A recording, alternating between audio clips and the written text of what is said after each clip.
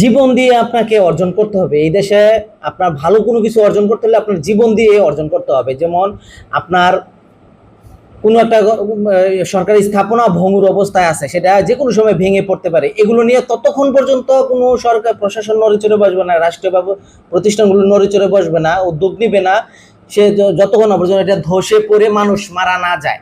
যেমন বাঞ্ছারামপুর আইপুর গ্রামের একটা ব্রিজ, কিন্তু ব্রিজটা ভেঙে পড়ে মানুষ যখন মারা গিয়েছে তখন এটা কাজ করা হয়েছে।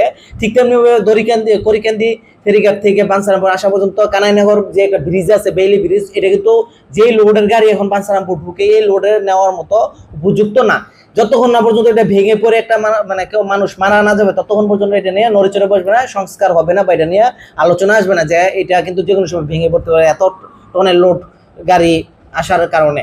তো মূলত প্রসঙ্গটা বলতেছি যে F7 যে বিমান বিধ্বংস হয়ে শত মানে কত লোক মারা গেছে, কত ছোট ছোট বাচ্চা মারা গেছে জানা নাই এখন পর্যন্ত।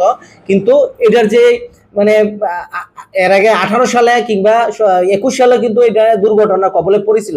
এই যে আজকে গতকাল যে বিধ্বংসটা হয়েছে, এখন কি একটু নড়েচড়ে বসবে, এটা আলোচনায় আসতেছে। যতক্ষণ না পর্যন্ত এই দেশে মানুষ মৃত্যু বরণ না করে, মানুষের জীবন না দেয়, ততক্ষণ পর্যন্ত এই ব্যবস্থাপনা নিয়ে সেই বিষয়টা নিয়ে মানে সতর্ক হয় না এই দেশের সরকার, এই দেশের প্রশাসন। ধন্যবাদ।